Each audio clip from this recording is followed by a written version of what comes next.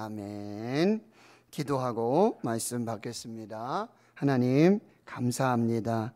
다시 말씀 앞에 섭니다. 말씀하여 주옵소서. 말씀을 듣고 마음에 새기며 순종하여서 하나님의 뜻을 이루고 하나님의 영광을 살게 하여 주옵소서. 감사드리옵고 예수님의 이름으로 기도하옵나이다. 아멘. 오늘 본문의 말씀은 예수님의 이 가버나움 사역이 계속되고 있음을 알려주고 있습니다. 예수님께서 다시 이 갈릴리 바닷가에서 모여서 큰 무리들을 가르치기 시작하시죠.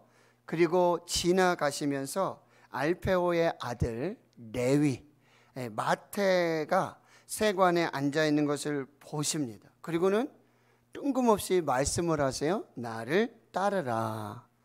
레위는요, 마치 그 말을 기다리고 있었다는 듯, 준비되어 있는 듯, 완전 스탠바이야.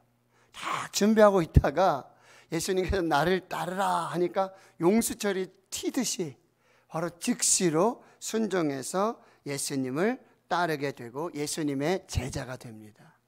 그리고는 바로 이 레위는 자기 자신의 집으로 예수님과 제자들을 초대합니다.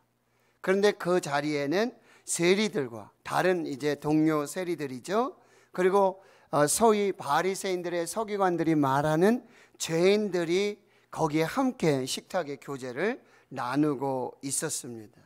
그러니 이 바리새인의 서기관들이 보기에는 예수님이 그리고 제자들이 이 레위와 그리고 동료 세리들, 죄인된 사람과 함께 식사를 하는 것 보시고는 어찌하여 세리 및 죄인들과 함께 먹는가? 이게 맞지 않는다라는 이야기죠. 그런데 예수님이 그 마음의 중심을 다 보십니다. 그 이야기를 들으시고는 아주 유명한 말씀을 하시는 것이죠. 17절을 우리 다시 한번 읽도록 합니다. 시작. 예수께서 들으시고 그들에게 이르시되 건강한 자에게는 의사가 쓸데없고 병든 자에게라야 쓸데있느니라. 나는 의인을 부르러 온 것이 아니요 죄인을 부르러 왔노라 하시니라. 그렇죠. 건강한 사람에게는 의사가 쓸데가 없어요. 필요가 없지요. 그런데 병든 사람에게 꼭 필요한 사람이 있다면 의사죠. 의사에게는, 병든 사람에게는 의사가 꼭 필요합니다. 이와 마찬가지로 의인에게는 예수님이 필요 없고 죄인에게는 예수님이 필요하다. 이렇게 말씀을 하시는 거죠. 이제 오늘 본문을 통해 하나님의 메시지를 몇 가지 생각해 보겠습니다. 첫째는요, 예수님은 우리를 부르신다라고 하는 거예요. 제자로 불러주신다라고 말씀하고 있어요. 그런데 그 부르시면은요, 차별이 없습니다. 특별히 로마서 14장 29절에 보면 하나님의 은사와 부르심에는 후회하심이 없다라고 말씀하고 있어요. 예수님이 우리를 제자로 부르실 때 차별이 없습니다. 차별이 아니라 구별되어짐입니다. 그리고 후회하심이 없음을 여러분이 꼭 기억하시길 바라요. 그런데 이 부르실 때 여러분, 하나님은, 예수님은 외모를 보지 않으시고 중심을 보고 부르신다는 거예요. 14절에 보면은요, 이제 알페오의 아들 레위가 세관에 앉아 있는 것을 보시고는 부르시잖아요. 그런데 예수님이 보시는 거는요, 그냥 겉모양만 이렇게 힐끗 지나가며 관심 없이 보는 것이 아니에요. 예수님께서 보시는 것은 주목하여서 보고 계시고 겉모양만 보는 것이 아니라 중심을 보고 계신다라고 하는 거예요. 우리를 다 알고 계신다는 말씀이에요. 여러분 다시 1장으로 조금 돌아가 보면요, 1장 16절에서 20절에도 이제 마가복음에서 처음으로 제자를 부르시는 장면이 나오거든요. 근데 시몬과 형제 안드레가 바다에 그물을 던지는 것을 보시고는 이제 나를 따라와라. 사람을 낚는 어부가 되게 할 것이다. 이렇게 말하니까 그물을 버려두고 따르잖아요. 근데 조금 더 가시는데 세베대 아들과 야고보와 형제 요한이 있는데 여러분 여기 보시면은 그들도 배에 있어 그들은 그물을 깁는데, 여러분 베드로와 베드로와 또 안드레는 이 바다에 그물을 던지는 아주 어떻게 보면 적극적이죠. 그리고 아주 역동적인 어떤 성격이 좀 나오지 않습니까? 그런데 그것도 조금 지나가다 보니까 이제 세베대의 아들 요한, 야고보를 부르시는데 이들은 뭐 하고 있는 사람이냐면 배에 앉아서 이제 다 이 그물질을 마치고요, 이제 물고기 잡는 일을 마치고 배에 앉아서 그물을 깁고 있어요. 다소 여성적이고요, 다소 곧하면서 신중하면서 그런 모습을 하고 있다라고 하는 거예요. 그런데 여러분, 그들이 제자가 이제 성령 충만을 받고 이런 역사들을 보면 베드로는 어떻습니까? 굉장히 아주 그냥 활동적이고 굉장히 적극적이고, 그래가지고 베드로가 말씀을 전하니까 뭐예요? 3,000명이 5,000명이 막 회개하고 돌아오는 역사들이 나타나잖아요. 그런데 야고보나 요한 같은 경우에는 크게 뭐 그렇게 두각되는 일이 없고, 오히려 그런 어떤 성격들이 요한 같은 경우에는 요한복음을 썼고 요한 1, 2, 3서, 그 다음에 요한 계시록을 또 마지막까지 기록하고요, 그리고 예수님의 어머니를 끝까지 복양했던 사람이 제자 요한입니다. 하나님 이걸 다 아세요. 예수님은 다 아신다고요. 우리 교회에서 보면은 아유 저 사람은 성격이 너무 급하고 불같고 울그락불그락하고 그냥 성격이 다 드러나고 일하는 거 보면 다 보이잖아요. 그런데도 하나님이 교회에 불러주시고 제자를 불러주시고 일꾼 삼으시고요, 직분 주셔서 제자로 살게 하신단 말이죠. 그런데 어떤 분들은 굉장히 조용하세요. 드러내면서 일을 하시기보다는 이제 드러나지 않고 조용하게 옳은소리 하면 왼소리 모르게 알려지고 이러는 거 싫어하시고 그저 묵묵히 자기 자리에서 보든지 안 보든지 알아주든지 그렇지 않든지 하나님 앞에서 그렇게. 근데 모두가 뭐예요? 그리스도의 몸된 교회에 뭐가 되죠? 지체가 돼요. 제자가 돼요. 그래서 그리스도의 몸된 교회를 이루어가고 세워나가는 것을 볼 수 있다라고 하는 거예요. 이것이 교회라는 거예요. 이게 예수님께서 꿈꾸신 하나님의 나라라고 하는 거죠. 차별이 없어요. 일 잘하고 조용하고 말 잘 듣고 그런 사람만 예수님이 부르신 게 아니에요. 예수님의 12 제자에는 어떤 제자도 있었습니까? 예수님을 팔은 제자도 있잖아요. 그는 돈꾀를 맡으면서 도둑을 하면서 제자인데요, 그런 삶을 살았던 가롯 유다도 있다라는 사실이에요. 이 하나님의 부르심에는 직업이라든지 어떤 뭐 성격이라든지 품성이라든지 인성이라든지 남자든지 여자든지 이런 차별이 없어요.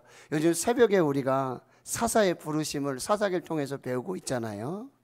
온예를 부르고, 그리고 왼손잡이, 이건 오른팔에 장애가 있는 사람이에요. 한계가 있고 약점이 있고 단점이 있는 사람이에요. 그런데 하나님이 불러주신다는 거죠.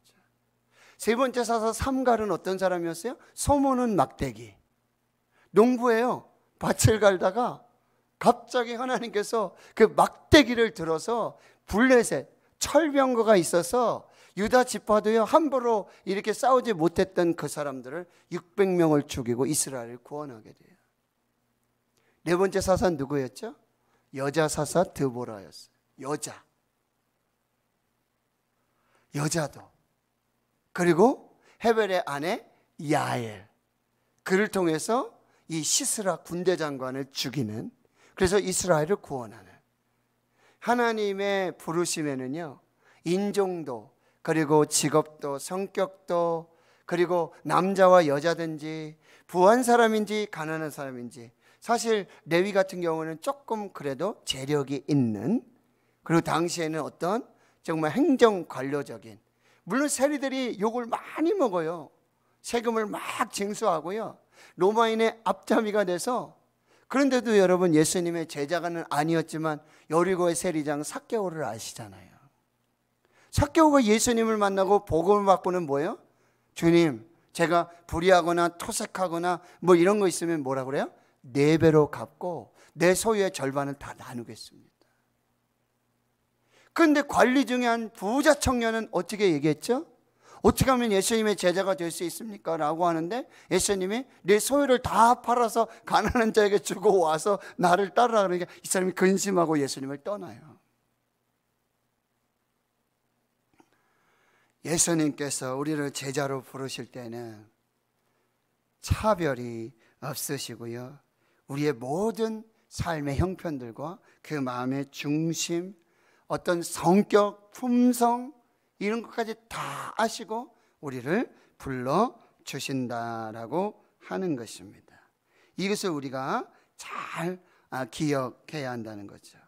그렇다면 이제 오늘 14절에 알페오의 아들 레위를 이제 세리 마태를 부르시는데 우리가 한 2가지 생각해 볼 건데요. 첫째는 누구를 만날 것이냐, 누구와 동행할 것인가를 우리가 잘 염두에 두어야 되는 거예요.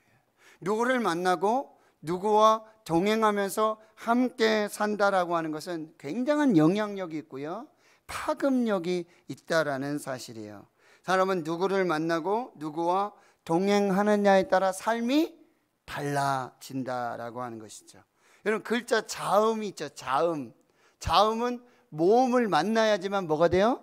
글자가 되어집니다. 작은 불꽃은 바람을 만나면 큰 불꽃이 되어지죠. 칼이 있어요. 근데 주방에 어머니를 만나면 이 칼은 요리를 조리하는 아주 좋은 도구가 되어지지만 이 칼이 도둑을 만나면 어떻게 되어집니까? 사람을 해치는데 살인 도구가 될 수도 있다라는 사실이에요. 여러분 쓰레기 더미들이 막 있는데 이거를 백남준 예술가 있잖아요. 그 사람이 만나면 그 쓰레기 같은 TV 이것도 뭐가요? 예술 작품이 되죠. 길가에 버려진 바위, 쓸모없는 바위가 있는데 이게 누구를 만나면 조각가 미켈란젤로를 만나면 뭐가 돼요? 거기 다비드상이 나오는 거예요. 누구를 만나느냐, 누구와 동행하느냐. 천하장사 여러분 삼손, 사사 삼손, 그의 이름의 뜻이요 작은 태양이라는 뜻이에요. 삼손, 작은 태양. 근데 삼손이 델릴라를 만나게 되죠. 근데 델릴라의 이름의 뜻이 뭔지 아세요? 밤이에요. 밤. 태양이 밤을 만나니까요, 그 태양의 복을 받은 그 삼손이 그 밤의 어둠과 만나서 동행하다 보니까 눈이 뽑히죠. 빛을 잃어버리는 거죠. 그리고 그 영혼은 영혼의 골짜기, 사망의 골짜기를 헤매고 방황하게 되어지는 거예요. 좋은 만남, 좋은 동행, 이것이 너무나 중요하다라고 해요. 잠언 27장 17절에 보면 철을 날카롭게 하는 것 같이 사람이 그의 친구의 얼굴을 빛나게 하느니라. 무슨 얘기죠? 여러분 철을 만나면 이게 부딪혀 날카롭게 되어서 아주 더 단련된 그런 귀한 철이 나온단 말이죠. 그와 마찬가지로 사람이 좋은 사람, 좋은 친구를 만나면 철을 그렇게 빛나게 하는 것처럼 이 사람이 이 친구를 잘 만나면 서로가 더 아름다운 그런 관계를 맺어갈 수 있다는 거죠. 우리 찬양하잖아요. 예수보다 더 좋은 친구는 없습니다. 예수보다 더 귀한 친구도 없습니다. 예수님은 우리의 친구 되십니다. 친구 따라 어디 간다 그러죠? 강남 간다 그러죠. 여러분, 예수님은 우리의 참 좋으신 친구, 예수님은 참 귀하신 우리의 친구, 나의 친구. 그 친구를 여러분 가까이 하시고 그 친구와 함께 동행하면서 그러면 귀하고 복된 인생의 축복된 삶을 살 수 있게 된다라고 하는 거예요.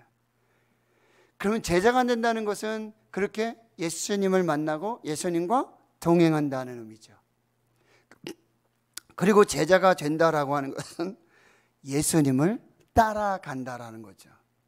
마태복음 16장 24절에 누구든지 아무든지 나를 따라오려거든 뭐요? 자기 십자가를 지고 나를 따를 것이니라 이렇게 말씀하고 있어요. 누구를 따라가느냐? 무엇을 따라가느냐? 거기에도 인생의 좌우가 결정되어지는데요.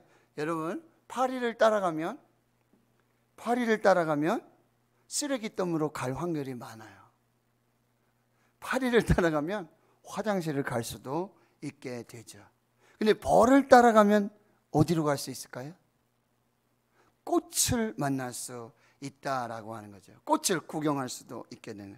여러분 도둑을 따라가면요, 도둑을 따라서 담을 넘을 수가 있어요. 조심하셔야 돼요. 그런데 참 스승을 따라가게 되면 지혜의 집으로 들어갈 수 있게 되어집니다. 철학을 따라가면요, 이게 뭔가, 인간의 본질이 뭔가, 어떤 진리가 뭔가, 이렇게 철학을 따라가다 보면 계속해서 물음표의 세계에 빠질 가능성이 높다라고 하는 거예요. 근데 성경을 따라가면요, 진리를 만나게 되고 구원에 이르는 영생의 축복을 누리게 된다라고 하는 것입니다. 내 생각을 따라가면요, 내 수준으로 사는 거예요. 잘 생각해 보세요. 여러분, 내가 왜 요즘 이렇게 살까? 요 정도로 살까? 이쯤으로 살까?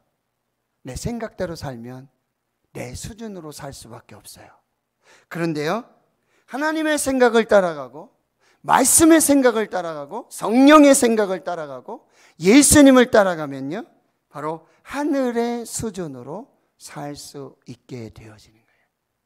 이 땅에 살고 있지만 땅을 바라보지 말고 위의 것을 찾고 하나님을 찾고 말씀을 따라가고 성령을 따라가면 하늘의 영광을 누리며 사는 축복이 나타나게 된다라고 하는 것입니다. 이방 여인 룻이 있었죠. 그런데 그 룻이 시어머니 나오미를 따라갑니다. 그리고 베들레헴 떡집 돌아오기를 따라 붙죠. 근데 룻과 함께 같이 따랐던 또 있죠, 동서. 누굽니까? 누구더라? 나오미는 시어머니고요. 여러분 누구죠? 오르바. 오르바. 근데 오르바는 시어머니 라오미가 이렇게 말하죠. 돌아가. 네 나라로 돌아가고 너희들이 섬기는 그 신에게로 돌아가고 너희 가정으로 돌아가고 가족에게로 돌아가. 그래서 이 며느리 오르바는 돌아가고 말죠. 근데 룻은 이 시어머니 나오미를 붙쫓았더라. 이게 붙쫓다 이런 얘기는요, 여러분 악교 아십니까?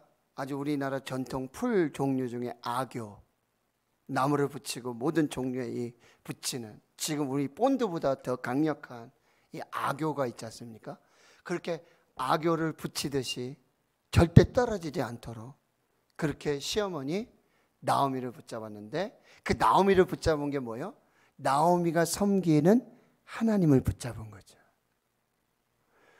나오미가 돌아가는 베들레헴 떡집 말씀을 붙잡은 거죠.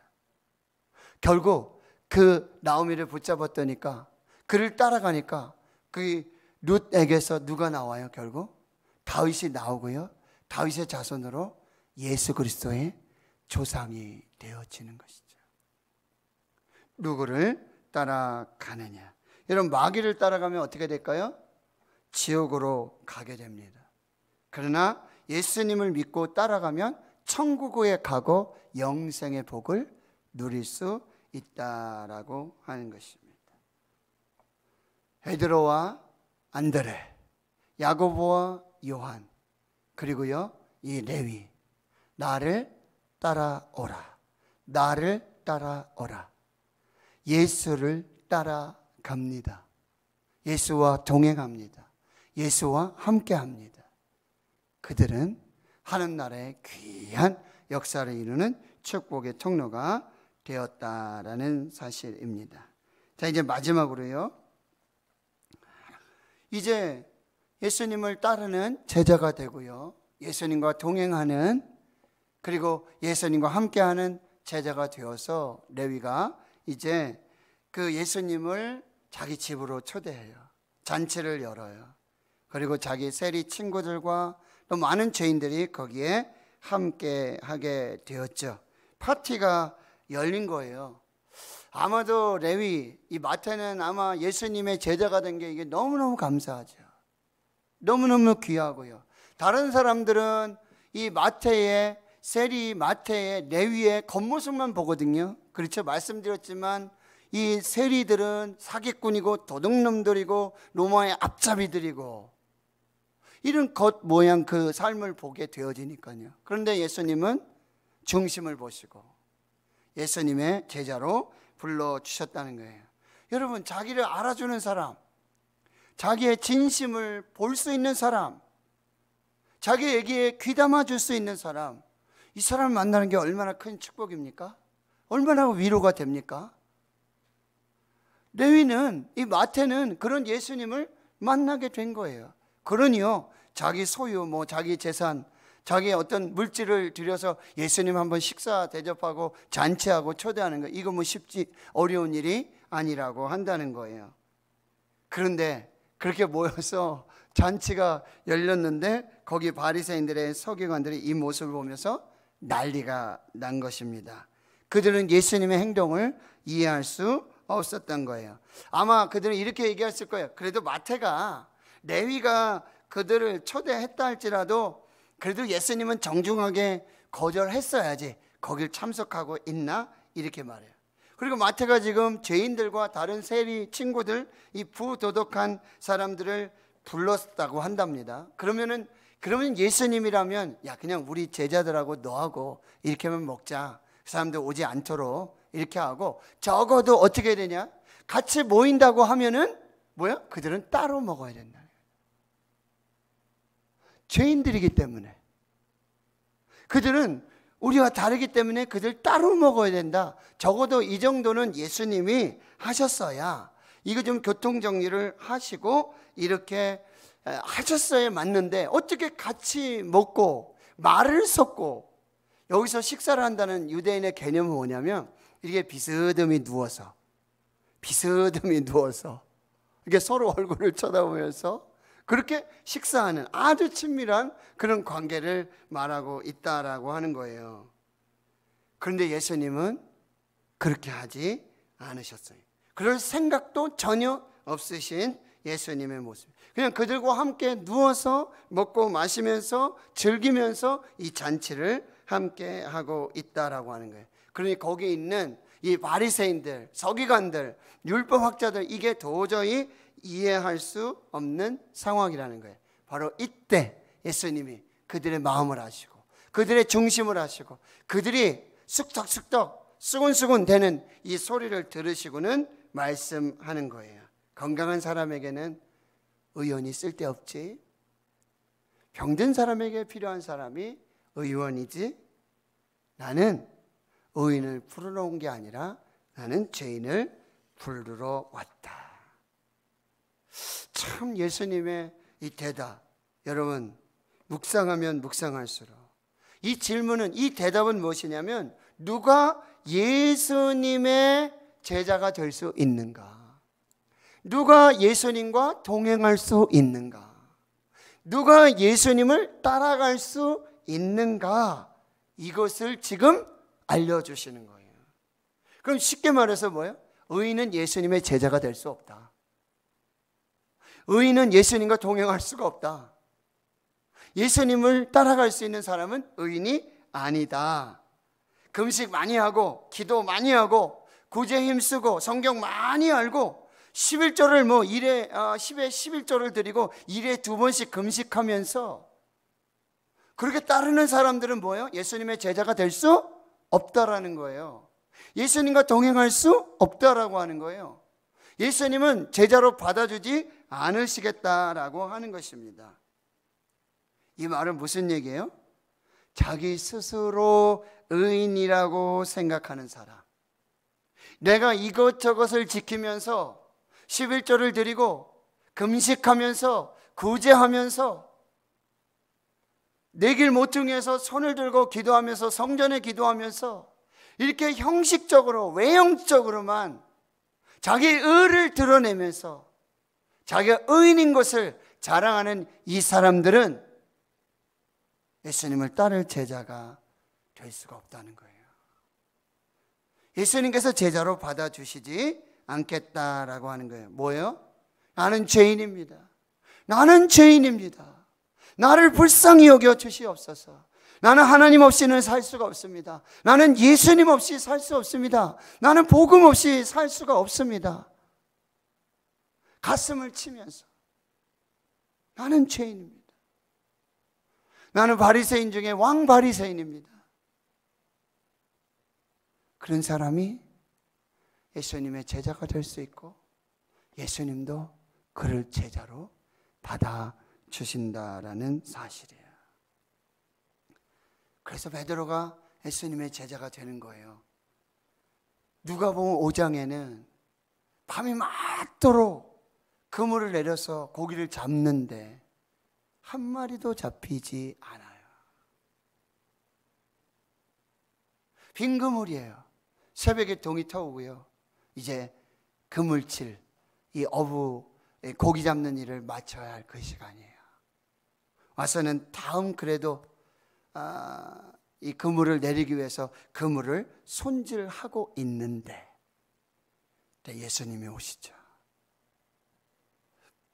깊은 데로 가서 그물을 내려 고기를 잡아라. 선생님, 우리가 밤이 맞도록 수고했습니다. 근데 한 마리도 못 잡았습니다. 그러나 말씀에 의지하여 그렇게 말씀하시니, 예수님께서 그리 말씀하시니 그 말씀에 의지하여 내가 그물을 내리겠습니다. 예수님, 당신은 목수고 나는 어부예요. 내가 이 갈릴리 바다에서 잔뼈가 굵었어요. 내 경험과 상식과 지식으로는 지금 그물 던진 시간이 아니에요. 깊은데 고기 없습니다. 알고 하시는 내용이에요? 라고 따지지 않았어요.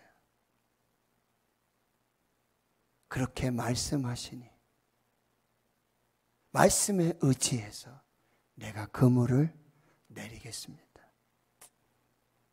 그물을 내리는데 어떻게 해요? 물고기가 그물이 찢어져요.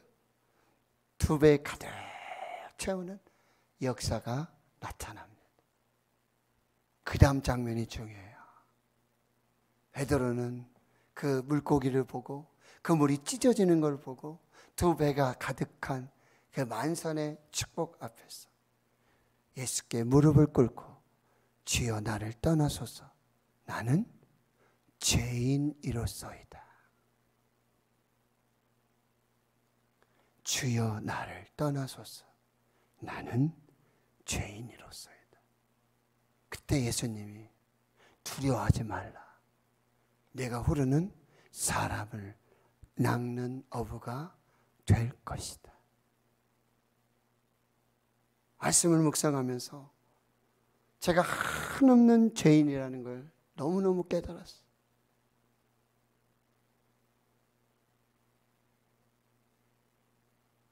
나는 죄인입니다. 이런 한경직 목사님이 그 종교계의 노벨상 같은 그 템플턴 상을 수상하시면서 많은 기자들이 모이고 그 많은 사람들이 모여서 축하하고 환호하고 격려. 우리나라의 한경직 목사님, 종교계의 노벨상 같은 그 템플턴상을 우리나라도 받습니다. 우리나라 목회자도 받습니다. 한경직 목사님이 첫 번째 하신 얘기가 뭐예요? 나는 죄인입니다. 나는 신사참배를 했습니다. 나는 죄인입니다. 많은 사람들이 내가 정말 이렇게 하나님 앞에 겸손하게 은퇴 후에도 나 가진 것 없이 집 한 채 없이 옷 한 벌 없이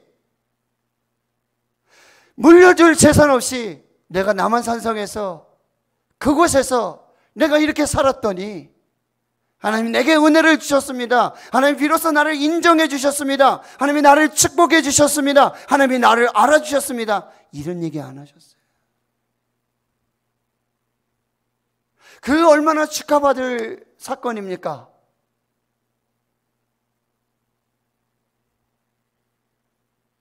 나는 죄인입니다. 이게 우리의 정체성이에요. 여기에서 복음이 시작되는 거예요. 하나님의 사랑이 시작되고 예수 그리스도의 십자가가 시작되고 그 보혈이 시작되는 바로 그곳. 나는 죄인입니다. 그래서 우리에게 하나님이 필요한 거예요. 그래서 예수님이 필요하고 십자가가 필요하고 그 보혈이 필요하고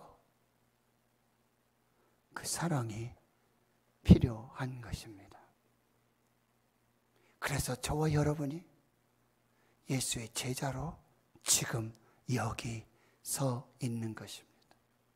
나는 죄인입니다. 성전에 올라가서 기도하는 두 사람이 있었죠.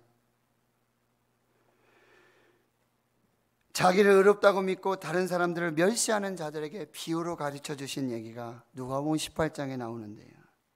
성전에 기도하러 올라간 두 사람, 세리와 바리새인이 있었어요.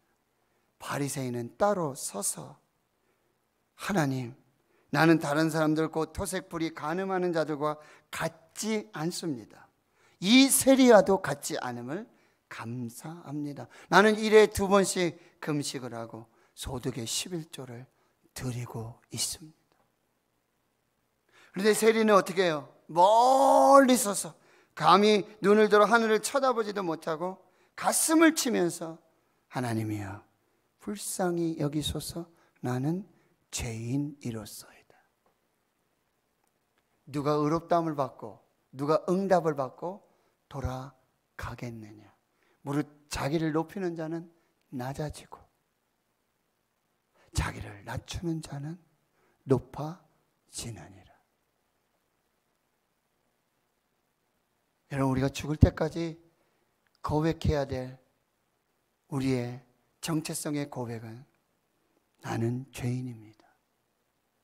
나는 죄인입니다.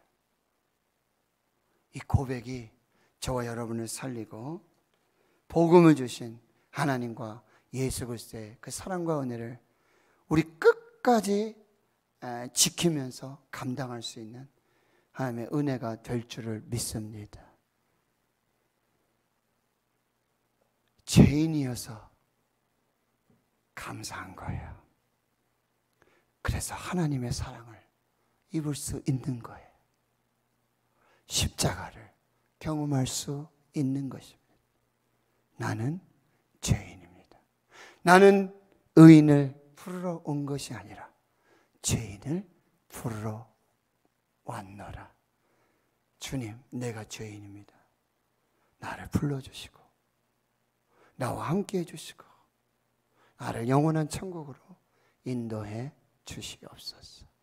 이것이 우리의 기도가 되어야 될 줄 믿습니다. 하나님 감사합니다.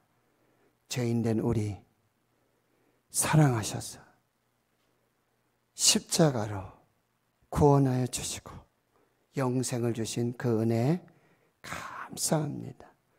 제자로 불러주셔서 감사합니다. 차별 없이 우리를 불러주셔서 감사합니다.